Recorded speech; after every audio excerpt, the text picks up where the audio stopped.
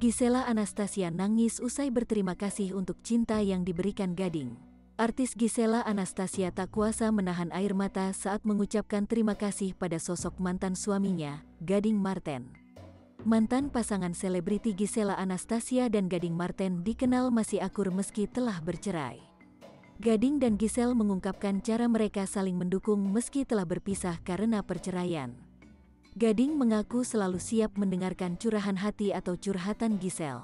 Sementara Giselle mengaku selalu menjadi pengingat Gading meluangkan waktunya untuk putri mereka, Gempita Nora Marten. Lebih lanjut, Gading dan Giselle saling mengucapkan rasa terima kasih atas kisah yang pernah mereka lalui bersama. Giselle yang sudah menahan tangis sempat menolak menyampaikan rasa terima kasihnya pada Gading. Meski begitu, Giselle tetap mencoba mengutarakan ucapan terima kasihnya pada Gading dengan suara bergetar menahan tangis.